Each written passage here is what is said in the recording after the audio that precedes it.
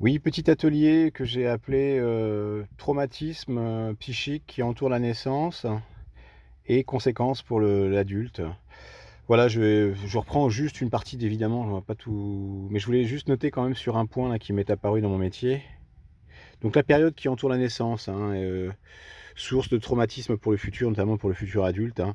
Donc j'ai pris vraiment le de -9 mois au moment de la conception, 0 c'est l'âge de la naissance, 3 ans donc et grosso modo pourquoi est-ce que j'ai pris cette période? Parce que notamment elle se caractérise par le fait qu'on n'a pas de souvenirs, hein, on n'a pas de mémoire.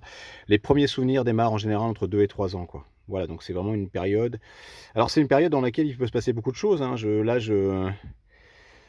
Voilà, c'est le trait jaune, hein, par exemple, pendant la vie de -9 mois jusqu'à la naissance, c'est la vie fétale, bah, la maman a tout à fait le droit d'être stressée, il peut y avoir des conflictualités dans les parents, la maman peut être déprimée, enfin, il peut y avoir beaucoup de choses, hein. Il peut y avoir des conflits dans le couple, des séparations, enfin voilà, des 0 âge de la naissance, c'est 0, c'est le temps de la naissance, vraiment de l'accouchement et puis ensuite 3 ans, bah, de nouveau, effectivement, ça peut être aussi une période où comment dire? Parce qu'on en a vraiment un cerveau émotionnel, hein, c'est ce que peut-être que je vais noter. Je verrai ça dans un autre atelier, mais on a un cerveau émotionnel qui mémorise tout ça, hein.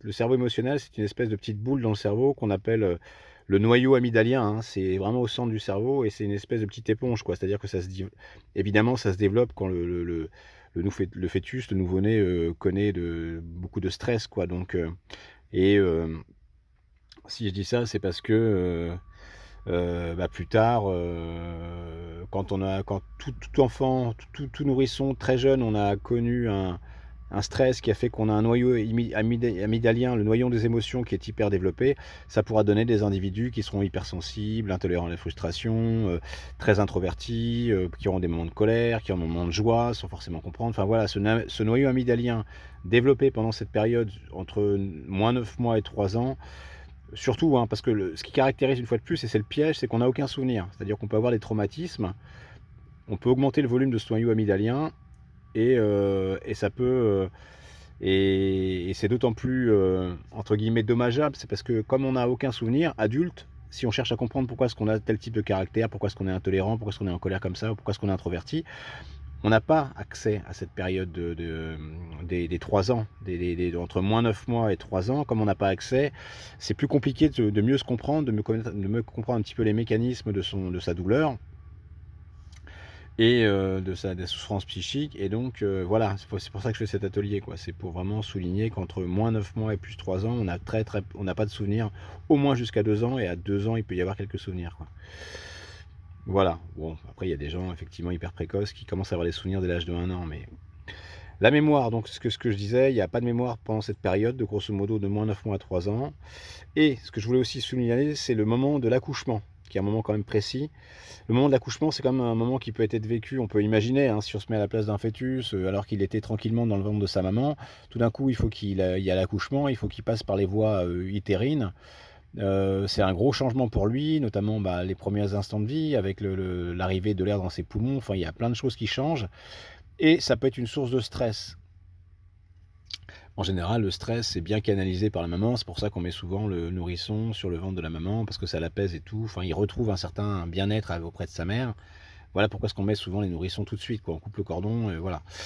Et pourquoi est-ce que je dis ça? C'est parce que ce pic de stress que j'ai dessiné ici, ça peut un peu faire, je dirais, cet accouchement, au moment de cet accouchement, ce moment précis du stress qui entoure l'accouchement, hein, donc on a dit ça, le cheminement les voies intra-utérines de la mère, aussi bien que la sortie, enfin voilà, c'est une augmentation du stress pour le nourrisson et s'il y avait déjà du stress auparavant pendant les 9 premiers mois, hein, comme je disais, hein, pourquoi est-ce qu'on peut avoir du stress chez le fœtus pendant les 9 premiers mois?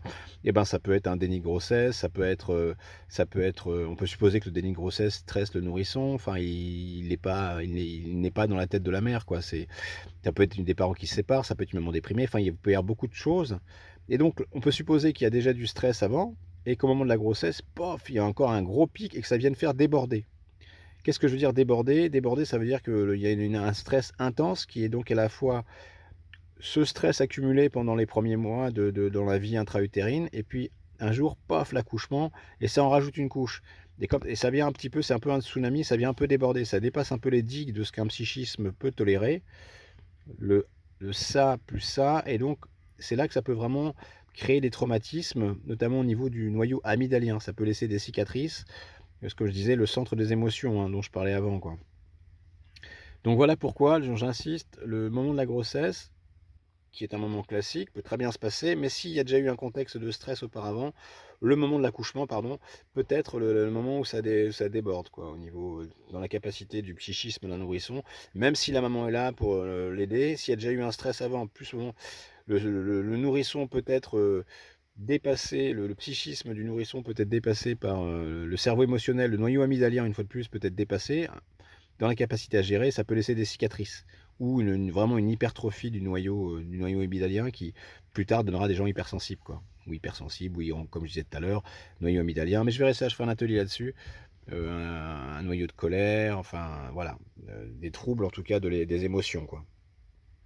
Donc le pic d'angoisse dont je parle, si donc notamment, c'est ce que je disais, s'il y a déjà eu des angoisses pendant la grossesse, il y a une forme de ce qu'on appelle une sommation, quoi. Donc je ne plus, c'est ça, plus ça, la période de 9 premiers mois, plus le pic d'angoisse de l'accouchement. Et 3, voilà, c'est ce que je disais, hein, le pic d'angoisse, hein, qui vient suractiver le noyau amygdalien, hein, qui vient faire déborder le noyau amygdalien. J'aurais dû le dessiner, d'ailleurs j'ai presque fait un stylo. Mais le noyau amygdalien, c'est le noyau des émotions, hein, qui est suractivé par ça. Je pourrais presque le dessiner à côté, hein. Chez une personne qui n'a pas eu de pic d'angoisse pendant la vie fœtale ou au moment de l'accouchement, hein, quand il n'y a pas eu la sommation entre A de moins 9 mois au moment de l'accouchement, quand il n'y a pas eu vraiment de période de pic d'angoisse. Donc le pic d'angoisse de l'accouchement, chez ces gens, en général, il n'y a pas de souci, parce que comme ils ont un psychisme assez serein pendant le temps de la grossesse, il n'y a pas ce... Par contre, si il y a le pic d'angoisse, s'il y a déjà eu de l'angoisse pendant toute la période de moins 9 mois, et là, ça revient à rajouter une couche, dans ce cas-là, au lieu d'avoir un peu un noyau amygdalien de cette taille-là, on peut supposer que ces gens ont des noyaux amygdaliens, c'est le noyau des émotions, qui est augmenté de volume, hein, augmenté de volume. Donc après, ça fera des troubles du caractère, des troubles des émotions et ainsi de suite, quoi.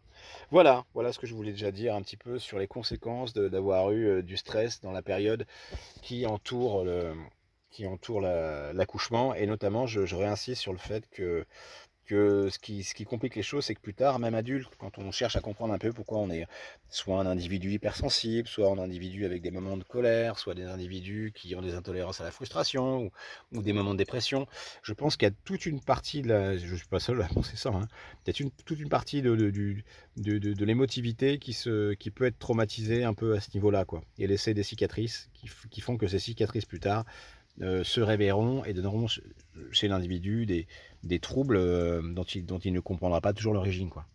Merci.